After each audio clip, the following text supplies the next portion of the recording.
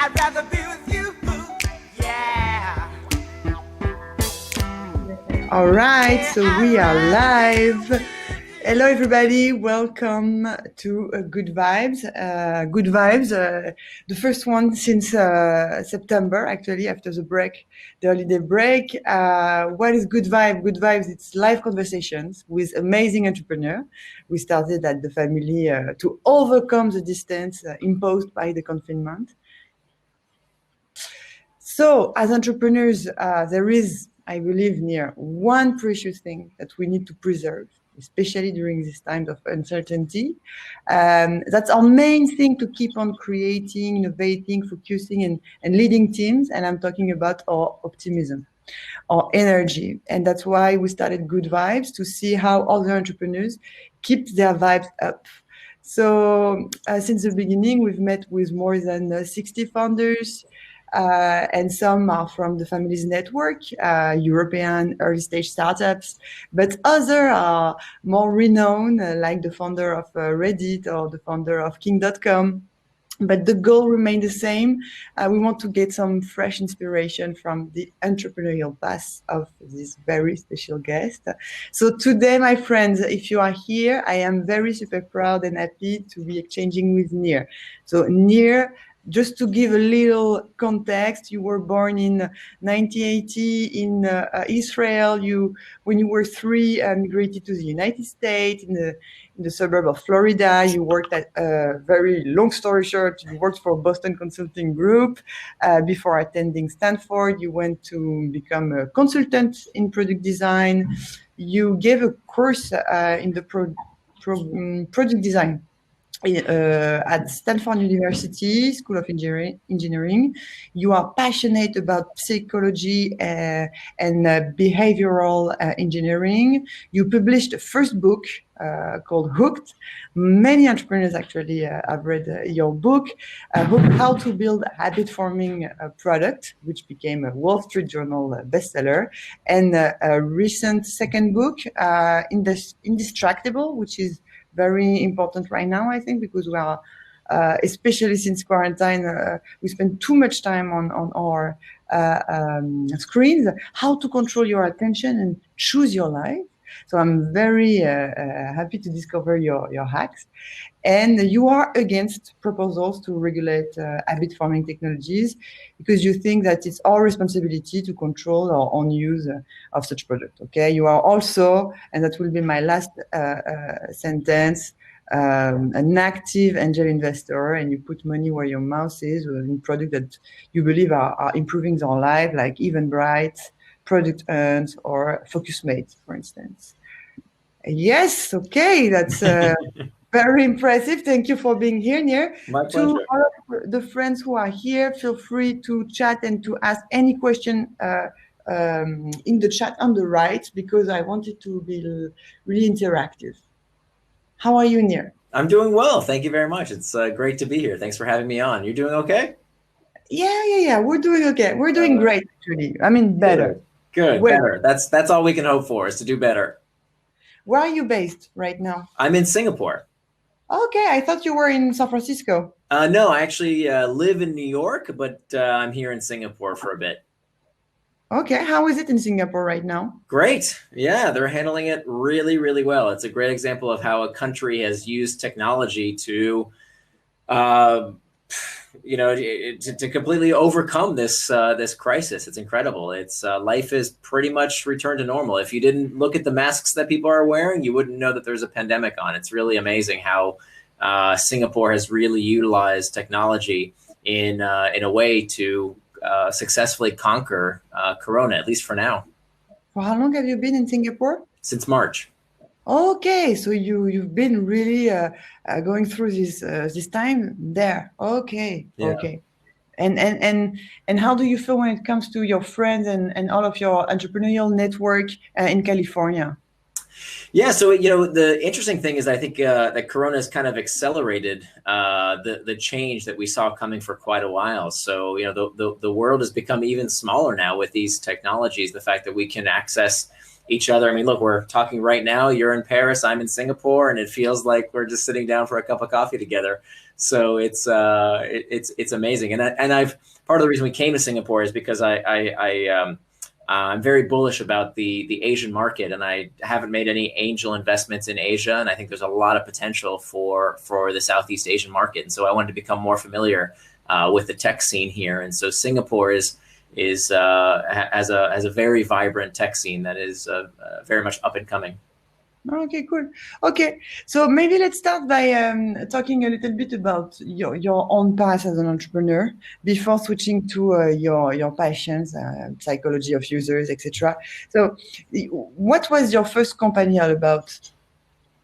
So my first real company, I mean, I always had side businesses as a kid. I had a car washing business. I had a dog walking business. I always had some kind of business I was starting as a kid. But my first real company was after I spent a couple of years as a consultant at Boston Consulting Group. I started a solar energy business. And so the year was 2003. And the United States was going into the second Iraq war, and the price of fuel was over $100 a barrel. And I saw a great opportunity to start a solar energy company. And this was before the days of companies like Solar City, and there are many others today. But at the time, there were very few companies doing this. So that was my first company. We started the largest solar energy business in the Northeast, and then sold that a few years later to a private equity firm. Okay, and then how did you switch to product design? So I remember reading around, this would have been like 2005 or so. We'd run the solar energy business for a few years. My wife and I started it together. And I remember reading in the Wall Street Journal around 2005, 2006 about these companies like Google and Facebook. And I remember thinking, my goodness, these companies make money by selling bits. How cool is that? I mean, I had a warehouse full of solar panels that were guaranteed with my own credit card. And every year, we could only install in the Northeast. You can't install solar in the wintertime. You can only do it in the summertime, and there's too much snow. And so every year I would buy a bunch of solar panels and then just pray to God that we could sell them the next season.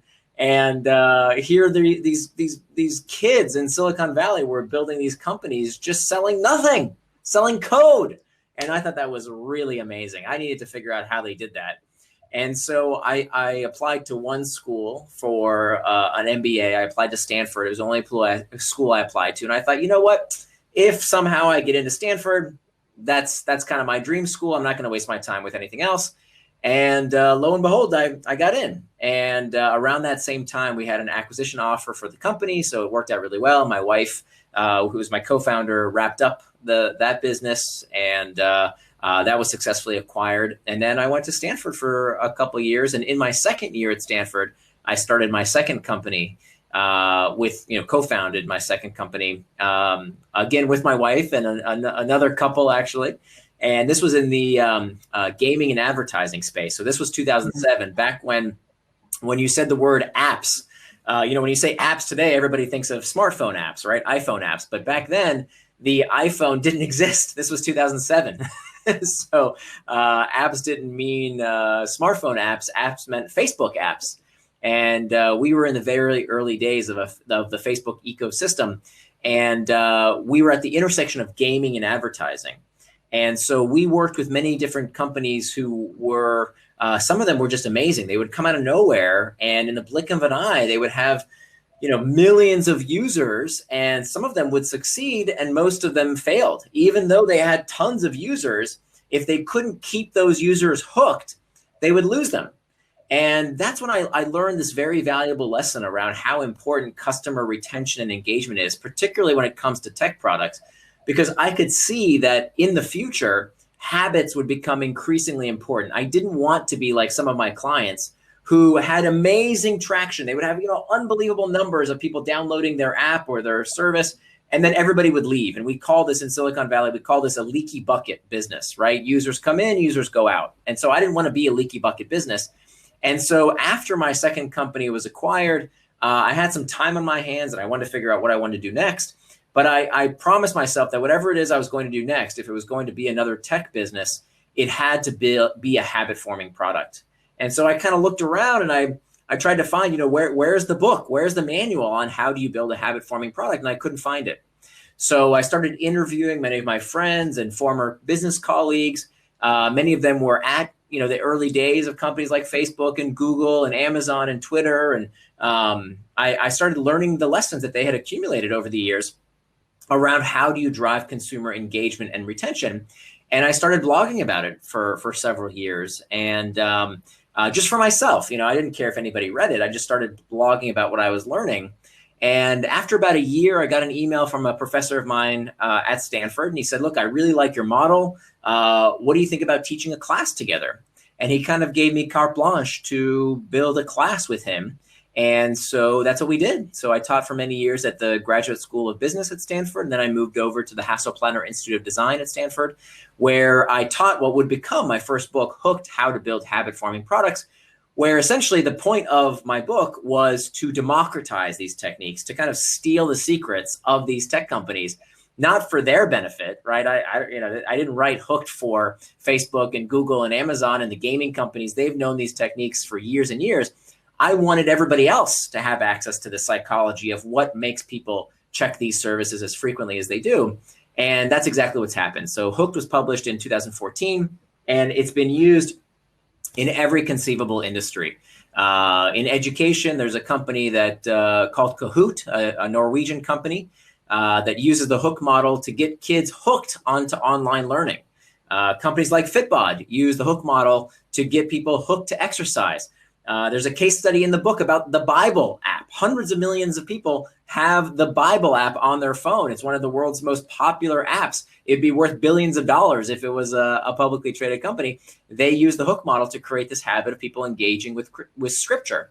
So the idea was, what if entrepreneurs in every conceivable industry, not just gaming and social media, but every industry could use these techniques to keep customers coming back? How amazing would your business be if you didn't have to pay for expensive advertising and send spammy emails and messages that nobody wants to receive? What if people used your product because they wanted to, not because they had to? And so that's really what I reveal in my first book, Hooked. Even for political campaigns, for instance, we could use this model. So this model, so the people can understand, like, there is an infinite loop between trigger, action, reward, and investment, continued investment. Can you try to explain it? Sure. Yeah. So what's your favorite habit forming product? Do you have any? Yeah. Let's do a case study. Is there any particular product that you wonder why you check as much as you do? Instagram. Instagram, perfect example. Very, very sticky product. So what makes Instagram such a habit-forming product? So every hook starts with a trigger. Now, there are two types of triggers. The first kind is what we call an external trigger. We'll get back to the second kind in a minute. An external trigger is anything in your outside environment that prompts you to action. So a ping, a ding, a ring, anything in your environment that tells you what to do next with some bit of information. On Instagram, it's a notification on your phone that says, hey, your buddy posted something, or somebody commented, or, open the app and see what's there. That's what these notifications do. The next step of the hook is the action phase. The action phase is defined as the simplest behavior done in anticipation of a reward. So the simplest thing we can do to find out, to scratch our itch, to feed our curiosity about what happens next. So in the case of Instagram, the action is to just open the app, right? As soon as you open the app, you have your feed, you can start scrolling, which is the key behavior that they want you to do on Instagram. Excuse me, Nir, but you don't always need the notification. I mean, We'll get back to that. Don't give away the punchline. We'll get back to that. Remember, we're just talking about external triggers now. So external triggers are these things outside of us. We'll get back to the other type of trigger in a minute. So the action phase, the second step, is the simplest behavior done in anticipation of a reward. The next step of the hook is called the variable reward phase. The variable reward phase is when the user's itch is scratched, when you get what you came for. And the important part about the variable reward phase is that it's not good enough just to give people what they want.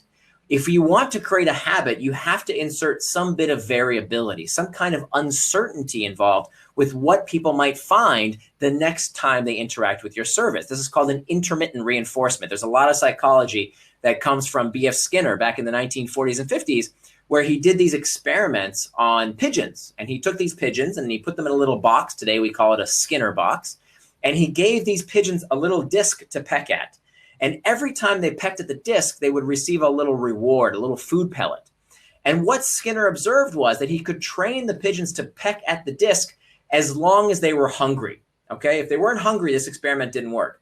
But if the pigeon was hungry, they would peck at the disc and receive the reward. Okay, that's called an operant conditioning. Pretty simple. We do this with our pets, right? Mm-hmm. But one day, Skinner realized that he didn't have enough of these food pellets. He ran out of them one day and he was running short. And so he realized that he couldn't afford to give the pigeon the food pellet every single time. He could only afford to give the food pellet every once in a while. So sometimes the pigeon would peck at the disc, no reward, no food pellet.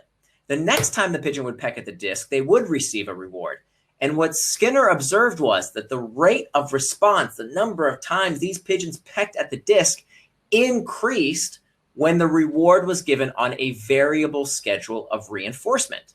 So we see the same exact principle at play in all sorts of things, right? On Instagram, it's the uncertainty of what you might find when you scroll that feed. But it's not just online products. If you think about sports, right? I know you're in Paris right now. I know the French, as well as most of Europe, is crazy about football, right? What makes football so habit forming and so engaging? We're just watching this uncertainty of this ball bouncing around a pitch. It's all about variability. Think about the news, right? The first three letters of news is N-E-W, new. People want to know what's new, what's different. It's all about variable rewards. Maybe the best example is the slot machine, right? When you pull on a slot machine, you're gambling around these games of chance. There's uncertainty around what you might win. And just like pulling on a slot machine, scrolling a feed uses the exact same psychology of a variable reward. So that's the third step of the hook. The fourth step is probably the most important. This is called the investment phase. The investment phase is where the user puts something into the product to improve it with use. Okay, and this happens because of this theory that I call stored value. Stored value is when the product appreciates with use. Now, this is very, very different because everything in the physical world, right? Everything that's made out of atoms as opposed to bits depreciates. It loses value. So this table, my shirt, this microphone I'm speaking into, everything in the physical world, the more you use it, the less it's worth. It depreciates. But because of stored value, habit-forming products do the opposite. They appreciate with use. They get better and better because of the data you give these companies, the content you upload, the investment you make in terms of your connections, your followers, your reputation. All of the things make the product more valuable with use. And this is revolutionary. This has never been possible before in the history of industry. And so what we find with a product like Instagram is the more you post, the more you like, the more you comment, the more friends you have, you are improving the product with use. So if you were to log into my Instagram account, it wouldn't actually be that interesting for you because it's been customized based on the data I have given Instagram. And so everybody out there, all whatever billion users, is making a product of one for themselves based on the data that they are investing in the company, making it more and more valuable with use until through successive cycles, through these 4 steps of the hook model, eventually we no longer require the external triggers. And this gets back to your point before. Eventually, if you take users through these 4 steps of the hook, eventually we're not using it because of the external trigger. We're using it because of an internal trigger. What is an internal trigger? An internal trigger is an uncomfortable psychological state that we seek to escape from. So with successive use of Instagram, you're not checking it just when you get a notification. You're checking it when you're feeling bored, lonely, FOMO, right? FOMO is a real word in the English dictionary now, fear of missing out. When you fear that you might be missing out on something, this is a product that satisfies that uncomfortable itch, so that eventually they don't need to send you notifications. They don't need to send you spammy messages. They don't need to spend any money on advertising. You're using the product on your own because you're triggered with an internal trigger rather than an external trigger. And that is where the habit is formed. I have many questions. Thank you. Very clear. I have many interesting questions from the audience. So Wendy Lee is asking, do you think, Nir, that the habit forming techniques and triggers apply equally to men and women? Or do you believe there are some gender specific consideration when building a product specifically for women? I feel her when she says that, because these things like triggering your brain, I'm wondering if it works exactly the same for both. Yeah, so I get this question a lot for not only gender but also nationalities, and so the level of specificity is not the nation, it's not your culture, it's not the gender, it's the individual. So what is interesting to me, what scratches my itch of boredom, for example, might not be what scratches your itch when you feel bored. So maybe one person, when they feel bored, they like watching football. Another person, when they feel bored, likes watching the news or reading a book. So the flavor of how you satisfy that discomfort is different. And I'm guessing there are probably some statistical evidence that women satisfy their internal triggers differently from men, right? I think it doesn't take a genius to conclude that women have, more women use makeup, for example, than men. But that doesn't mean that there isn't an equal internal trigger in both genders, but the way they satiate that discomfort, of course, is different. Why? Because we are all different. Mm-hmm. We all have specific tastes. But on the mechanism itself, you say there is no difference. No, the basic psychology is the same. We all feel loneliness. We all feel anxiety. We all feel stress. We all feel uncertainty. We all feel boredom. We all feel these things. The only difference is how we deal with those sensations. Mm-hmm. I keep this in my mind because I have a lot of questions regarding the context right now, because of the rise of anxiety. I think it's interesting. But first, we have other questions. We have Melinda who is asking, how do you recommend a small startup with a simple minimum viable product start applying the hooked model? Yeah, so there are two places where the hook model is particularly useful: in the very, very early stages, or when something's not working. So in Silicon Valley, I'm sometimes called the plumber, because my job is to stop the leaks. I get calls all the time from venture capitalists who put a lot of money into a company, or an entrepreneur who just raised a lot of money, and they had unbelievable growth, right? Unbelievable market adoption, lots of users. And then everybody left, right? Kind of like we talked about earlier with the leaky bucket businesses, right? People, users come in and users go out, because the fact of the matter is you can always buy growth. You can always buy users. Just buy some Google ads, buy some Facebook ads, buy some television ads. You can always buy new users. What you cannot buy is engagement. You can't pay for engagement. It has to be designed into the product experience.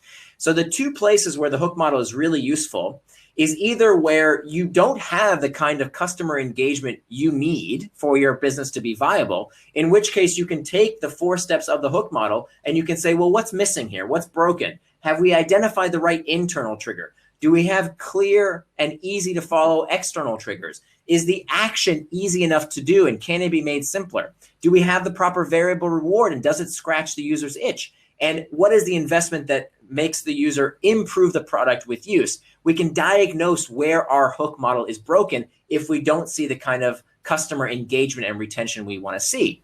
The other place that this is very useful is very, very early days. So when you're very small and you haven't spent a lot of money on your product yet, that's great.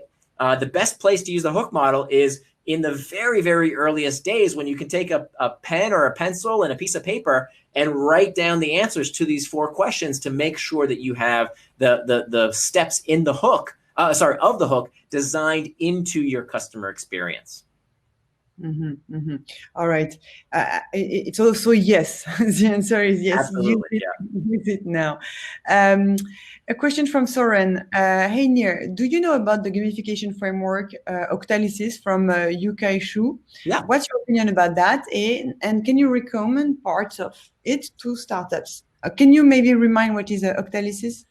Yeah, so Octalysis is a breakdown of different psychological motivators that can help a user take certain actions. It's a useful framework around gamification. Gamification is one potential technique. There are many different techniques. Gamification tends to be done incorrectly, and this isn't Yukai's fault. I think it's it's the fault of people thinking that it's the solution to everything. And I've seen far too many bad implementations of gamification techniques, points and badges and leaderboards, taking mechanics out of games and thinking, well, if I just add points and badges and leaderboards to an experience, well, that's going to make people do it. That's stupid, right? Gamification doesn't even work in games. Think about it for a minute. Let's think logically here.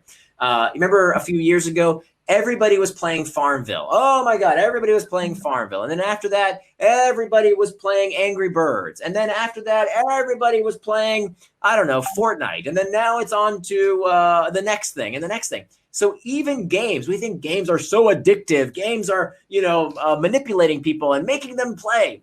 How long do you play these games? You play them for, a week, a month, a year, and then you go to the next thing. So games are not the best example to look at if you are looking for long-term retention. There are lots of problems with games, and that, most of all, the variability ends, right? If you play, I don't know, like what's your favorite video game? Angry Birds. You play once, you play twice, you play 3 times. Okay, I got it. It's not variable anymore. And so we can't count on the variability that comes from the game itself. That's why I talk about in Hooked. We have different types of variable rewards. We have rewards of the self, rewards of the hunt, and rewards of the tribe. And so the most habit-forming products use one or more. The most habit-forming products use all 3 types of these variable rewards.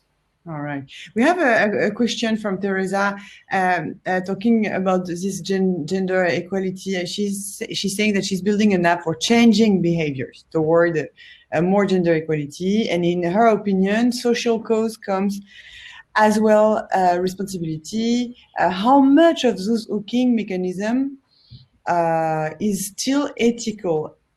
And your is interesting. Yeah, great question. And so first of all, it's important to realize that, I did write in Hooked back in 2014. Of course, this was on my mind, that this can be used either way. I received an email from a reader when I was still blogging, and he said that something that stuck with me. He said, you can't call something a superpower unless it can be used for good or evil. And I think that's true, because there are 2 types of manipulation. Okay. Manipulation on its own is not a bad thing. We think of manipulation as a bad thing, but if you look at the origin of the word, it's actually not, it doesn't have a positive or negative nature. There are 2 types of manipulation. Manipulation is basically influence and all design. Okay. Every entrepreneur out there, you are a manipulator. Let's face it. Every designer is a manipulator. Every time you are changing people's behavior, especially if you're trying to get their money, you are a manipulator. Graphic design, interior design, user experience design, all of these things are trying to change people's behavior. So you are manipulating people. But is it negative or is it positive manipulation? Because there's a big difference between what is called persuasion and coercion.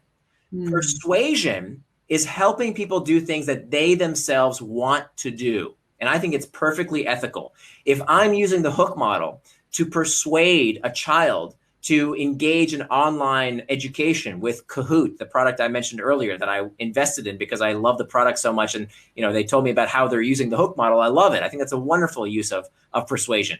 If I'm persuading someone to exercise because they themselves say, I wish I could exercise more, and this app they're using, like Fitbod, helps them accomplish their goals, that's beautiful. That's wonderful, because it's something they themselves want to do. and the technology is making it easier for them, is enabling them to accomplish their goals. So that's an ethical form of manipulation. An unethical form of manipulation is coercion. If persuasion is helping people do things they want to do, coercion is getting people to do things they do not want to do. So coercion is never ethical. Coercion is not only unethical, it's also bad for business. Because the fact of the matter is, if you are getting people to do something they don't want to do, you can trick them once, you can trick them twice maybe, but people are not idiots, okay? Nir, can I just add something? Sure. It's not always clear that most of the things we believe we decided we wanted, but sometimes it happens that actually you can never know. Sometimes people don't even know what they want because they didn't even ask themselves what they wanted. Okay, give me an example. I'm walking in the street and there is an amazing flavor of a hot dog. I didn't want it to eat. Okay, it's a very simple example. Yeah. But I buy this hot dog. Yes. But I didn't want it to. And I wouldn't think it's unethical. It's not unethical, but I didn't want it, and I'm not conscious about it. Right. Well, I would argue that you are conscious of it and you are responsible for it. So yeah. Not everything that is it's not your fault. This is a perfect example because you're in Paris right now, and I have a big problem with the French because the French, no, let me tell you, I'm dead serious here. Every time I'm in Paris, I gain 5 to 10 pounds because you French people make the best damn food in the world, right? Like between the baguettes and the croissants and the lattes, come on. It's so delicious. But do I have a right to say, French people, stop making delicious food? Of course not. I want you to make delicious food. That's the joy of living in a world with so many good things in it. We want products to be better. Do we want to tell Facebook, hey, can you make Facebook not as fun to use? Hey, Apple, the iPhone is too user-friendly. Hey, baker, stop making delicious croissants. I want to eat them. Give me a break. Come on. This is stupid. We want products to get better. Products getting better is not a problem. It's progress. Now, is it your fault that Facebook exists? No, you didn't invent Facebook. Is it your fault that YouTube has really interesting videos? No, you didn't invent YouTube. Is it my fault that the French invented these delicious croissants that make me gain 5 pounds every time I go to France? No, it's not my fault. I didn't invent the croissant. It's not my fault, but it is my responsibility. And so unless there are two categories of people who cannot make sound judgments, okay? Children are a protected class of people, right? I wouldn't let my 12-year-old daughter walk into a bar and order a gin and tonic. She's not ready for it. I wouldn't let her go to a casino and start gambling. She's not ready for it because she's not, she's not of sound mind to do those kind of things. The same goes with technology. Whoever said that making your iPad into an iNanny is a good idea? It kills me when I go to a restaurant and I see parents just giving their kids an iPhone because they can't stand to have a conversation. That's a mistake. That's a big mistake. Children should be protected and moderated from technology. The other category are people who are pathologically addicted, okay? So people who have the disease of addiction, not just everybody. We use this term all the time. Oh, I'm addicted to Facebook. I'm addicted to Instagram. I'm addicted to everything. No. An addiction is a disease. It's like saying with alcohol, is everybody who has a glass of wine with dinner an alcoholic? Of course not. 1% to 2% of the population is alcoholic. But why do we say that everybody is addicted to technology? No, about 1% to 2% of the population is addicted to technology. The rest of us, we are not addicted. We are distracted. But we like to say we're addicted because it makes us not feel like we have responsibility. It's the internet doing it to me. It's the iPhone. It's Facebook, not me. So unless you are pathologically addicted, in which case, and I've written about this for years, if you are pathologically addicted, tech companies do have a responsibility. If you are a child, tech companies do have a responsibility. If you are a fully functional adult, we have a responsibility. True, but we are discovering also that at scale, I mean, the impact of little change in behaviors can lead to big thing, like a new president, for instance. No, I don't believe that. I don't believe it. I think what you're implying is that that Facebook elected Donald Trump is what I think what you're saying. Is that what you're saying? It's not Facebook, no, because it would be too easy to say that. But it's like we haven't seen how fast the progress of, I mean, the way people think have accelerated in a certain on a certain side without noticing it. You know, it's really the acceleration of that. In the end, people are responsible for their vote. Totally. I would say there's something surprising and something at scale that wasn't anticipated. Sure. No, has the internet had an effect on society? Absolutely. Is it net good or bad? Absolutely. It's still up for debate. You know, there's a reason that in Hooked, there's only one case study in the entire book, one chapter devoted to a case study. And the case study is not Facebook or Instagram or Twitter. The case study is not what you would typically think of a habit-forming product. The case study is the Bible app. Why? I put the Bible app in there because I wanted to confront our opinions about the various products and services we use. If you believe that religion is a force for good in the world, if you believe that it helps people live their lives morally, connect them to a higher being, give them purpose in life, then you think the Bible app is a wonderful thing. If you think that religion is a force for divisiveness, that it leads to sectarian thinking, that it divides people, then you don't like the Bible app. So is the Bible app good or bad? Yes. Is Facebook and Twitter good or bad? Yes. Every technology, whether it's religion or the iPhone, everyone, and it is a technology, it's a different way of being. It's a tool for manipulating our environment and our minds, has positive and negative effects. And it's up to us to evolve. And so what do we do as human beings when a particular technology has bad aspects? And many technologies, all technologies that have had such a massive impact on the world have good and bad aspects. What do? Well, we adapt and we adopt. What does that mean? We adapt our own behaviors so that we can use these tools effectively to screen out the bad aspects and keep the good aspects. And we adopt new technologies to fix the bad aspects of the last generation of technology. It's not to throw these out. You know, so many tech critics these days, they stop with, oh, this technology is so bad. But what else? What's the alternative? We don't live in a vacuum. Do we want to go back to watching television and radio? Is that the solution? No. That's also a waste of time. What in a way, what you're explaining here, it's this acceleration of technology in a way also explains the need for meditation, yoga, the rise of self-development, because they are kind of forcing ourselves to ask always the question, am I okay with that? Is it my intention? Am I conscious of that? See what I mean? We have to ask ourselves the questions now, much more. And that's why I wrote my second book, right? Because I think I was really frustrated by the fact that and still today, it's incredible how hypocritical these tech critics are.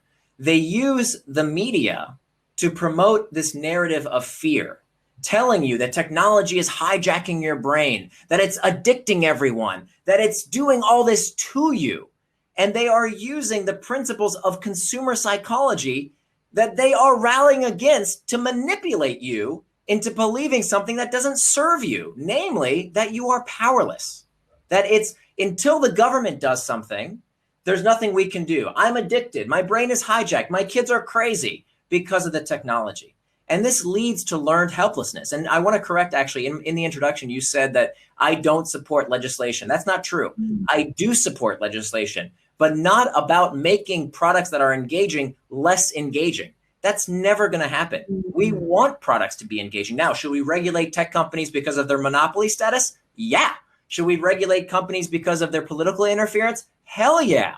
But should we regulate companies to tell them, please don't make your products so good because people want to use them a lot? That's stupid. Okay. I think we are done with this topic, and I think it's a very good answer all in all. Now we have a lot of other questions. So there is this question: is there a difference in the approach of building a habit-forming product if you are in B2B or in B2C? Yeah, good question. So I get this question a lot. The line of demarcation is not between enterprise or consumer web. The difference is frequent or infrequent. The number one reason, so I do quite a bit of angel investing, and the number one reason that I will pass on an angel investment and where I don't see the potential to build a habit, or if I do my consulting engagement and a company comes to me and says, hey, we're trying to build a habit, the number one reason I will say you will not build a habit is if the behavior does not occur with sufficient frequency. So what is the appropriate level of frequency?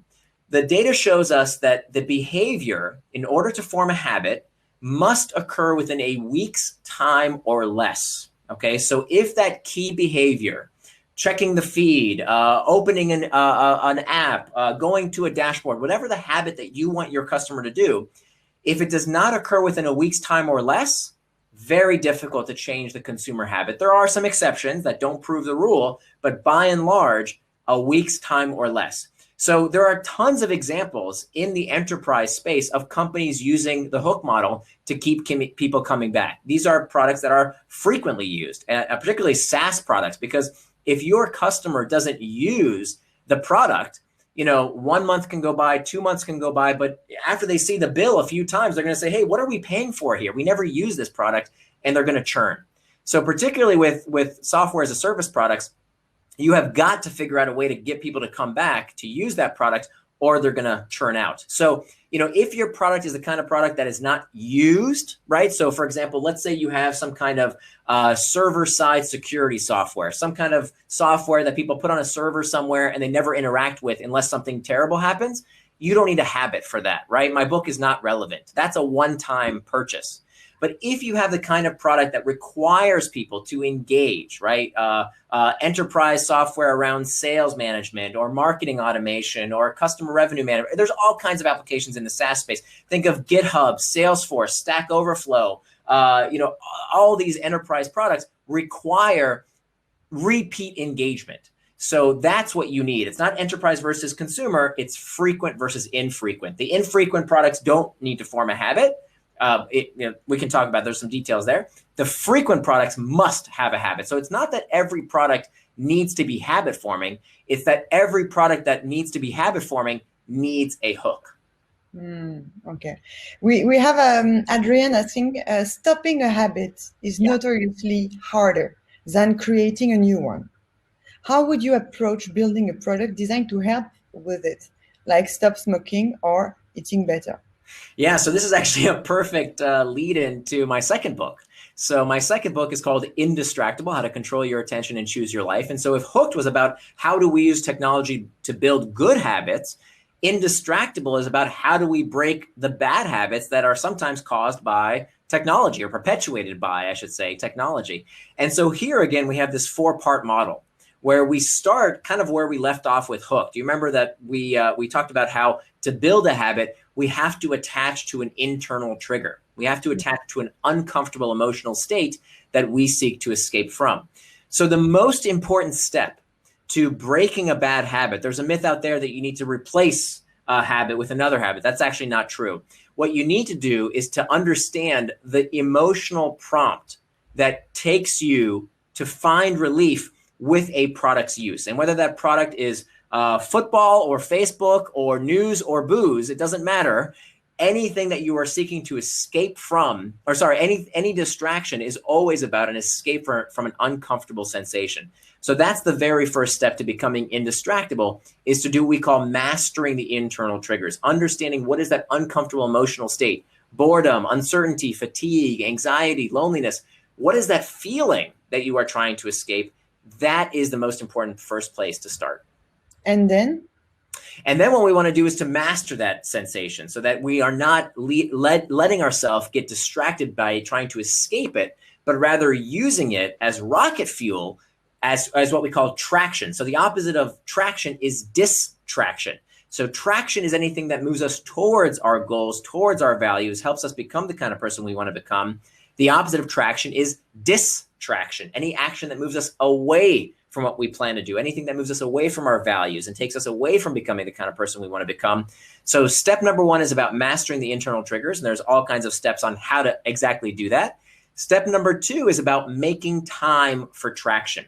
So many people these days, myself included, before I wrote this book, I would say, oh, the world's so distracting these days, Facebook and Instagram, and did you see what Trump said? And my kids want this and my boss wants that. But when you look at people's calendars and you say, okay, but what did you get distracted from exactly? I don't know. I didn't have anything in my schedule. So you cannot call something a distraction unless you know what you got distracted from, which means we need to start keeping a plan of how we want to spend our time, okay? And I tell you exactly how to do this in the book. This is very important in the workplace.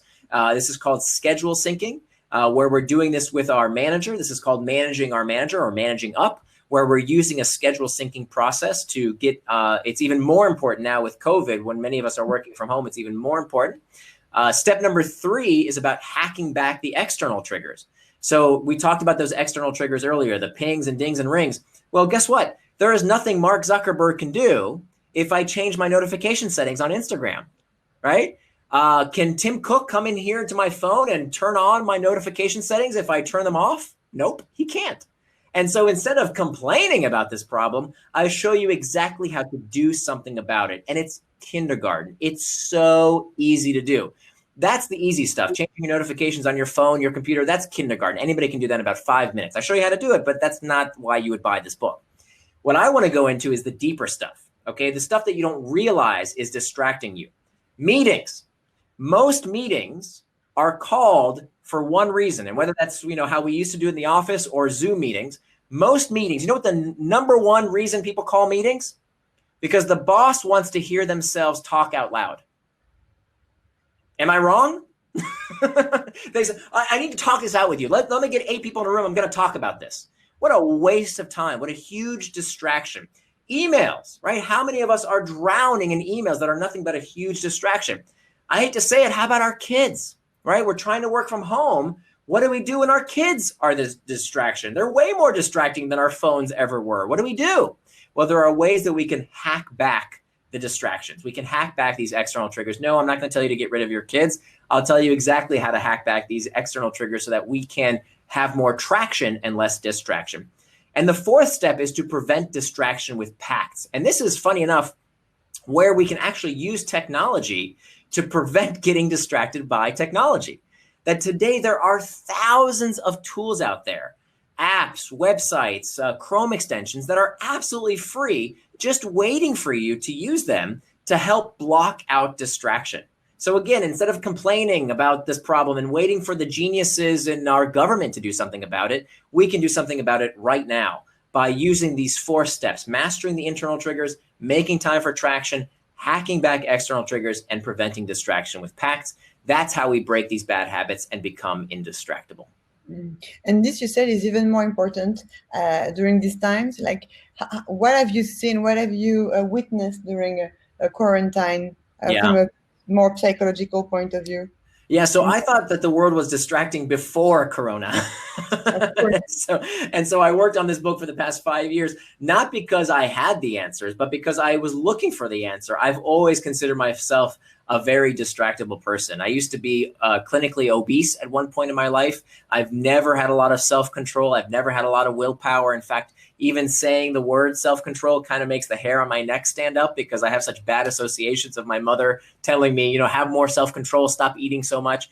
And it turns out it's a very similar dynamic when it comes to overdoing all kinds of things that we know we don't want to do, things that we know aren't good for us, like overeating, like over-consuming technology. Always easy to blame, the croissants or the hot dogs or whatever, or Facebook. much more important is to understand why this is going on inside of us and doing something about it. So that's really the inspiration for the book, is to try and fix my own problems. And what we see today, when you asked, okay, what's changed? What's different now because of Corona? I think there are two big changes that have made the world even more distracting. Number one, we talked about those internal triggers, right? The fear, the uncertainty, the anxiety that we have today that has gone up since Corona, right? There's more uncertainty in the world. There's more stress. There's more anxiety. So if you don't have the skills to deal with those uncomfortable emotional states, with those internal triggers in a way that leads you towards traction, it's going to lead you towards distraction. It's going to take the form of, Nir, on that point, I mean, you said if you don't have the skills to, I think right now it makes me feel like we are blaming the people who don't have the skills to. I mean, the level is so high.